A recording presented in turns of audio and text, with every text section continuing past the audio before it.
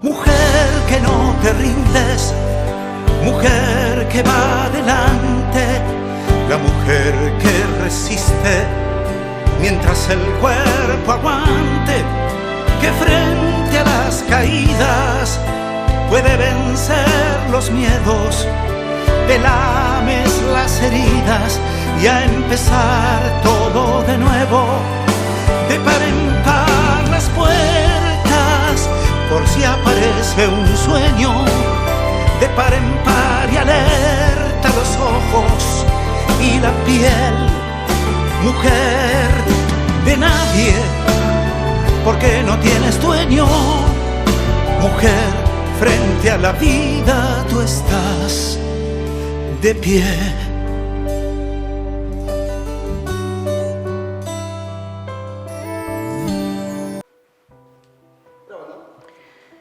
Muy buenas noches, ¿cómo están? Gracias por seguir haciéndonos compañía en este nuevo ciclo de historias de mujeres valientes.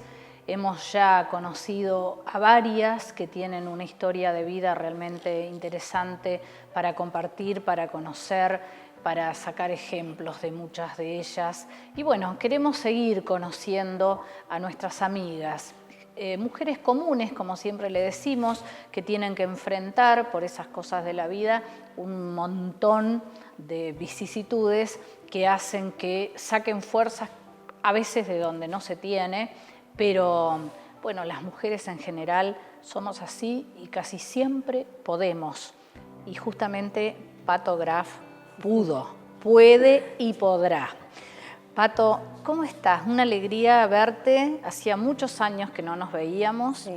Por más que tu historia siempre la vengo siguiendo, tu historia, que es la historia de tus hijos, pero sin esta mamá nada sería posible. Vamos a arrancar hace como 40 años atrás, Pato, cuando nace Nico y a los poquitos días te dan un diagnóstico. Nico, 35. 35. Bien. Y Mati, que después también vamos a recordarlo a Mati, que ahí sí estamos hablando de 40. Bien. Bueno, ¿qué te pasó? ¿Qué pasó hace 35 años que a partir de ahí creo que te cambia la vida, ¿no?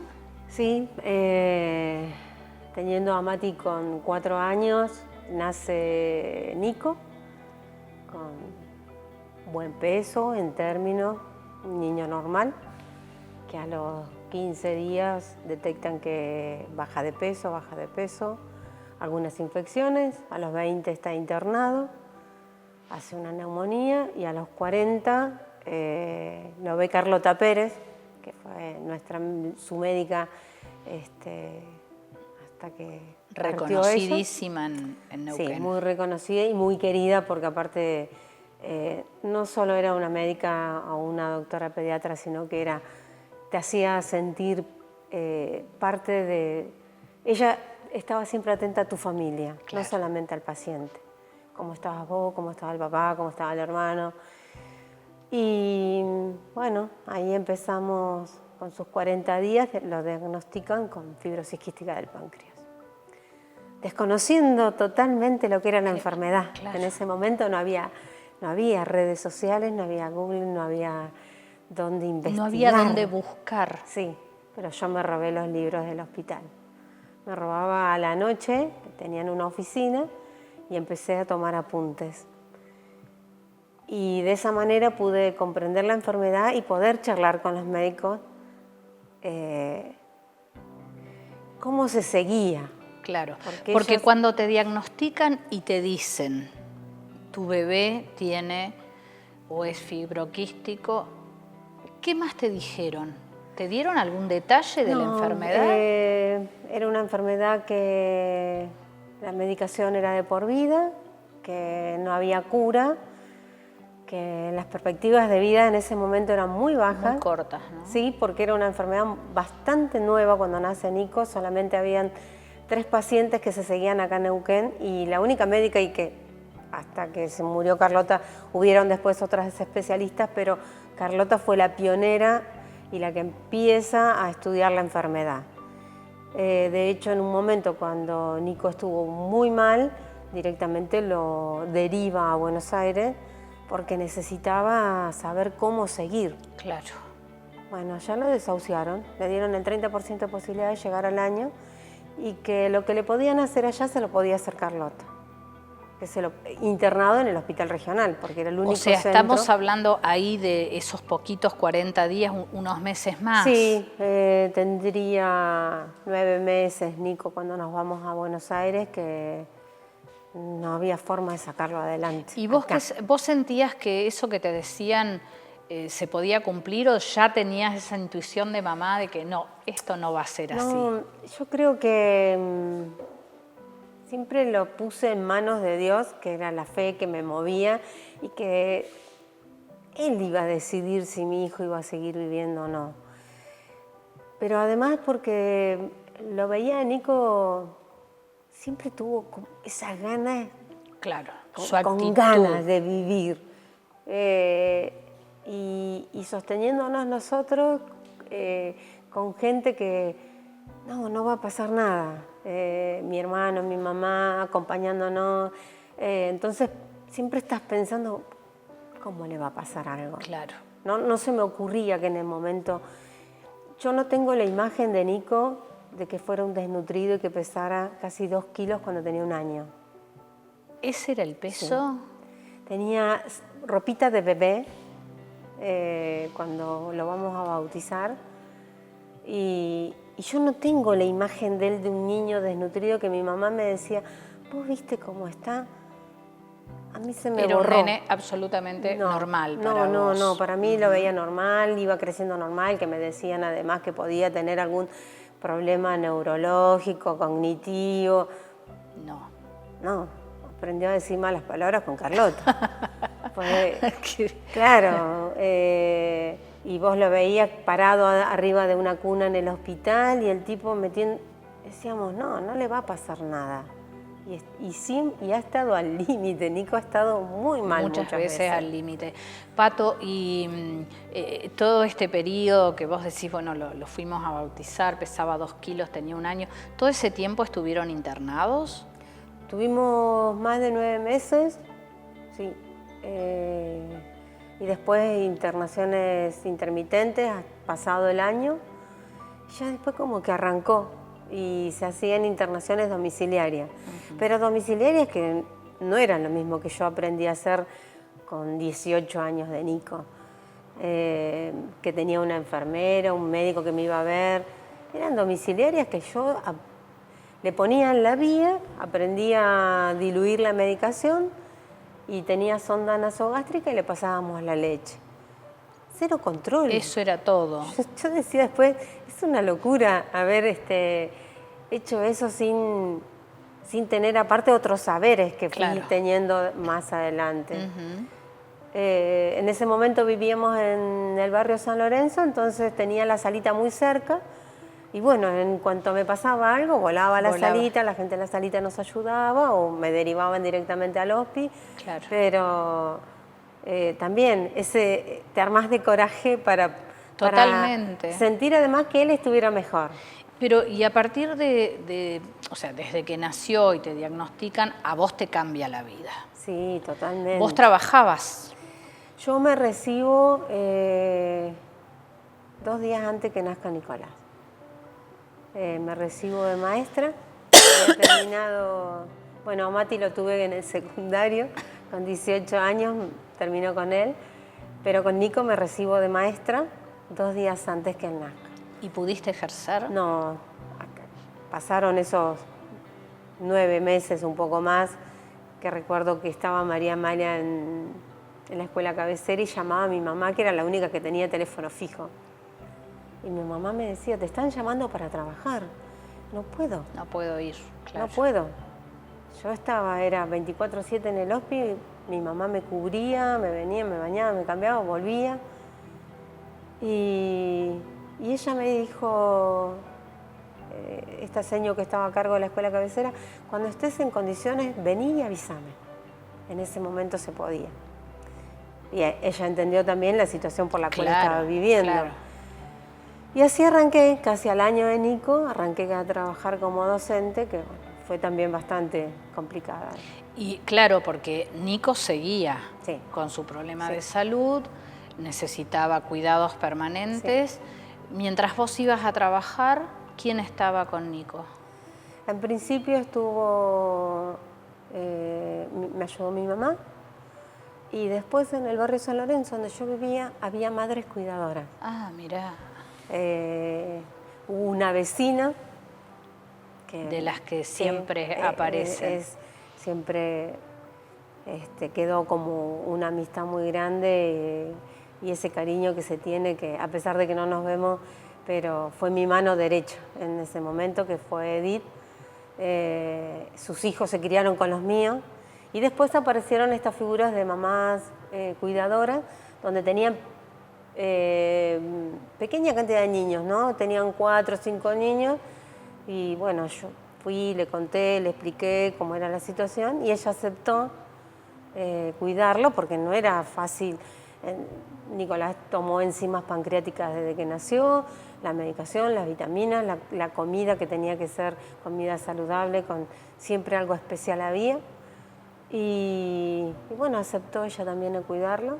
Qué importante. Y así fuimos hasta que empezó con su escolaridad, y bueno, nos íbamos arreglando. Todo ese tiempo con ese tipo de cuidados, y tuvo altibajos importantes en esos años que requirieron internación, que te llevaran a Buenos Aires, por ejemplo, de nuevo. No, Nicolás. O sea, tuviste un periodo relativamente tranquilo, digamos. Era tranquilo, pero porque no había nada más para hacer.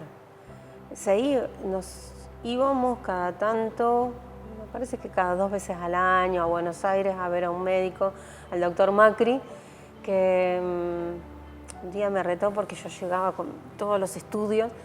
Me dice, miremos, focalicémonos, ¿cuál es en qué Nico está más delicado?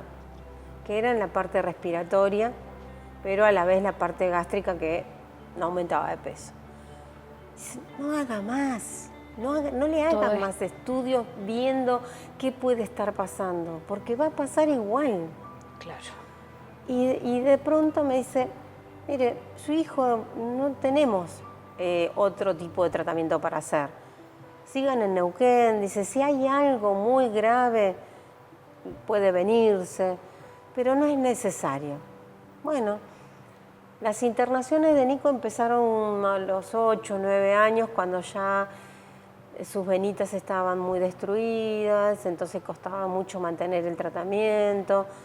Sí, cada 3, 4 o 5 meses se internaba, 15 días, le llamaban toilette, que él nos enseñó que no esperáramos a que Nico estuviera mal. Claro. No esperen a que esté infectado con una neumonía, dice, claro. Esa toilette busquen hacerla para que él vaya mejorando. Claro, eran preventivas. Más. Claro. Entonces, de esa manera, bueno, se mantuvo hasta los 18, que cambiaron algunas cosas. Bien, todo ese tiempo vos adelante con tu trabajo, ¿sí? Con el cuidado, ¿y con Mati? Y con Mati, que bueno, terminó Mati la hacía vida normal. Mati totalmente normal y sano, un chico sano, siempre digo lo mismo. Fue el que más sufrió tal vez las idas a Buenos Aires, porque, bueno, el papá de Nico y de Mati, empleado de la provincia, yo docente, no nos daba como para pagarnos hoteles y pasajes, claro, para llevarnos a todos. Sí, una vez juntamos plata y pudimos comprarnos los pasajes y llevamos a Mati, y tuvimos la oportunidad de que nos hicieran el estudio de mutación genética. Ajá. Justo en el hospital de clínica. Dice, lo estaban haciendo como experimento, como un inicio de los, claro, estudios. Dice, no les vamos a cobrar, porque eran estudios muy caros. Pasan el de Nico, pasan el de Nicolás, y estábamos los 4. Claro, era el momento. Era el momento, y bueno, ya después nos volvimos con Mati a Buenos Aires, pero para además que él entendiera que no era que íbamos a pasear. Claro. Teníamos que ir a hacer todos los estudios, ver al médico, estar todo el día, digamos, en un ambiente, ocupados. claro. Pero está bueno que lo haya podido ver, Sí. porque si no, no se entiende. Un chico chiquito por ahí no entiende esas cosas, ¿no? Bueno, ¿qué expectativa de vida te habían dado? Porque dijiste al principio, era muy poca, era muy corta. ¿Qué te habían dicho? ¿Cuántos años? Y en Buenos Aires decían que tenían el 30% de llegar al año. Al año. Después, con el tiempo y que cuando vimos a Macri, que era el otro especialista, alargaban la vida a una etapa de adolescente, que de hecho muchos de nuestros conocidos acá en Neuquén se fueron En esa etapa. En esa etapa, porque es muy difícil poder sostener el tratamiento, porque entran en una etapa de rebeldía, porque esconden las pastillas, porque por un montón de situaciones que uno puede entender como mamá y decís, te los querés comer crudos, claro, porque largan la chancleta, como decíamos nosotros. Bajan los brazos sí, antes que uno, porque, claro. bueno, pero es justamente la etapa esta de adolescente donde no son conscientes de un montón de cosas, ¿no? De que es su vida la que tienen que estar cuidando, ¿no? Y es lógico. Además, uno a veces tiene un tratamiento de antibióticos de 7 días y dice, ay, no se termina nunca. Claro. Yo me pongo en el lugar, ¿no? Y vos habrás hecho lo mismo, de ponerte en el lugar de una criatura. Es absolutamente agotador y además había tratamientos invasivos. Sí, bueno, el hecho de que anduvieran con sonda nasogástrica, Nicolás, mucho tiempo, o con su vía que iba a la escuela y que me decía, yo no voy a formarme. Decirle a la seño que yo me voy a ir antes para que los chicos no me vean. Claro. Pero él manipulaba. Porque un día lo voy a ver a la escuela y pensé, digo, bueno, va a estar en el aula. No estaba en el aula, estaba en el patio jugando con sus amigos, como cualquier chico normal, y el tipo aprovechaba. Claro. Que me podía ir antes de la escuela sin formar, entonces vos avisale a la señora. Claro, él quería evitar eso. Claro. No era por su problema. La otra situación que nosotros tuvimos, que viviendo en un barrio como vivimos en el San Lorenzo, que yo trabajé a la vuelta de mi casa en la escuela 200, todos eran amigos de él. Claro. Entonces Nico tuvo una vida totalmente normal. Se iba a cazar lagartijas arriba en la barda, se juntaba con los amigos, salía a andar en bicicleta. Nunca lo mantuvimos en una burbuja. Bueno, claro, y eso seguramente es lo que ayudó a prolongar su vida también, Siempre, ¿no? Porque yo lo pienso desde ahí, un papá que era mecánico, que andaba en moto, que salíamos a las carreras, que íbamos a pescar en carpa, que me decía Carlota, ¿a dónde se van a ir a meter? Qué sé yo, no te preocupes, yo voy a estar atenta. Papá y un abuelo con mucho humor, que a veces uno dice tapamos cosas, pero no, en el caso de Nico yo creo que le sirvió. Claro. Que fue muy válido tener esa vida así. Le generó anticuerpos también, seguramente, ¿no? Eso de estar no guardado todo el tiempo, además psicológicamente para él también, ¿no? Es una especie de liberación, poder salir a hacer la vida de cualquiera. Sí.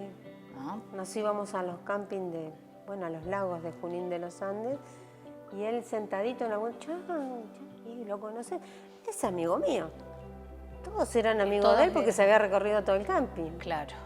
Pero tuvieron una infancia linda. Bueno, eso es muy importante. Hoy tiene 35. Obviamente que vos decís tipo 18, empezó a cambiar la historia.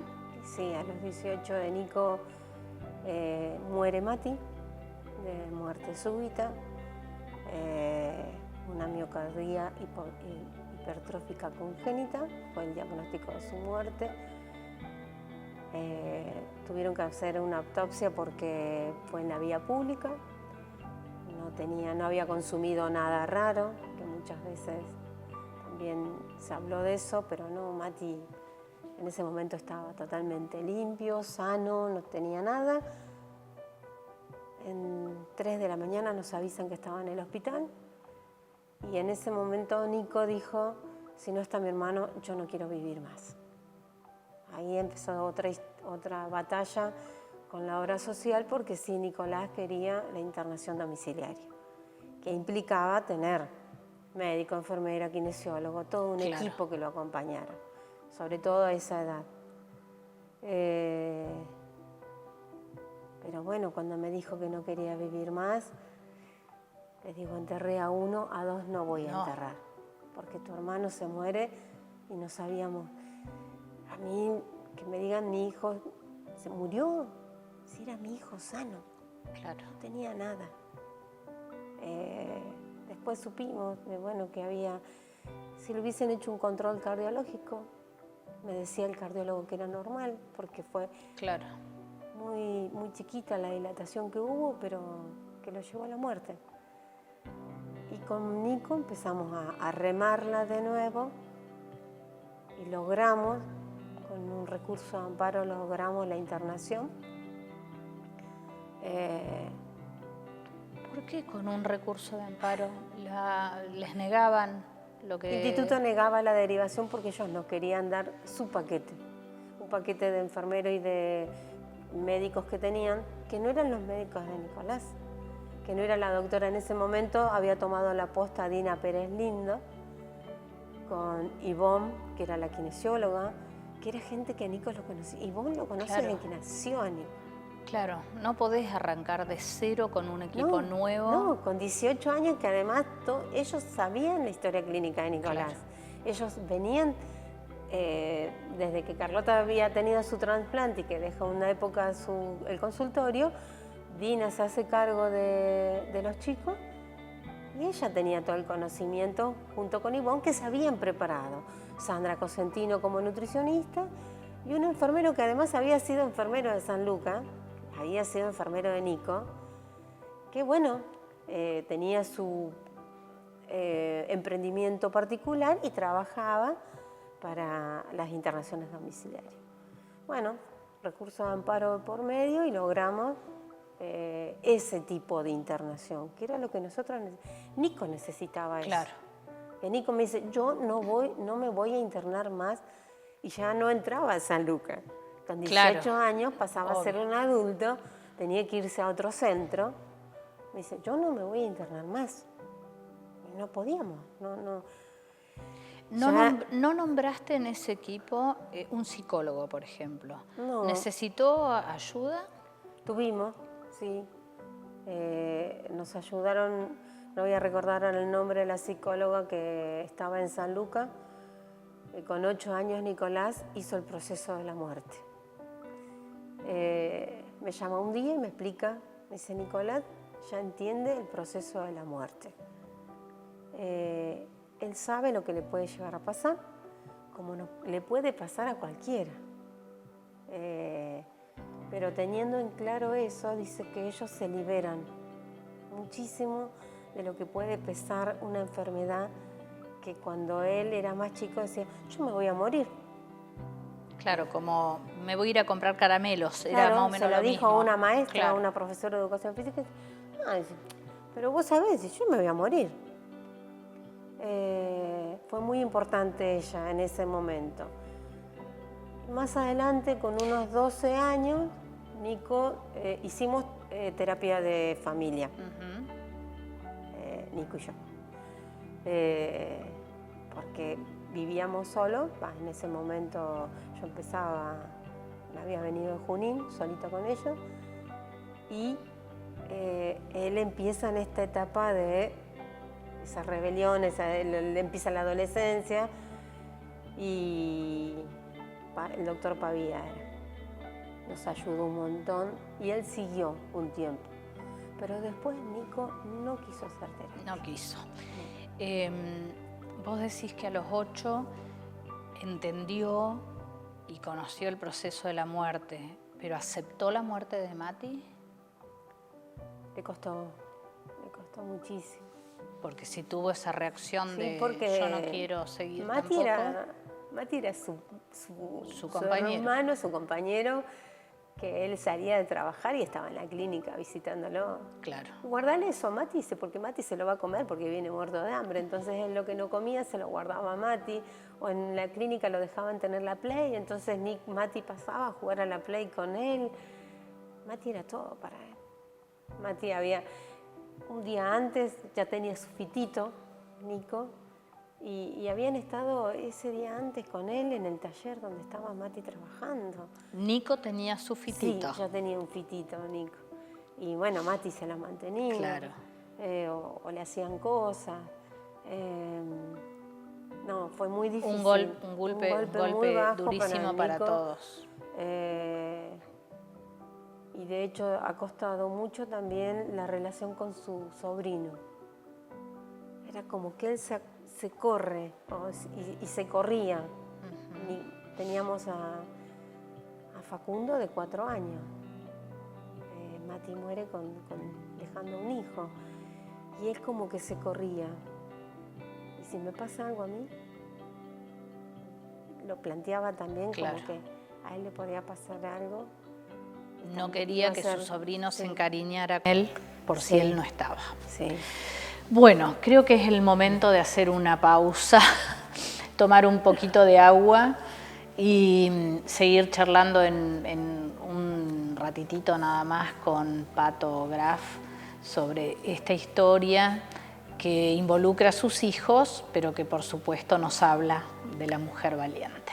Enseguida volvemos. Mujer que no te rindes, mujer que va adelante, la mujer que resiste mientras el cuerpo aguante, que frente a las caídas puede vencer los miedos, te lames las heridas y a empezar todo de nuevo, de par en par las puertas, por si aparece un sueño, de par en par y alerta los ojos y la piel, mujer de nadie, porque no tienes dueño, mujer, frente a la vida tú estás de pie.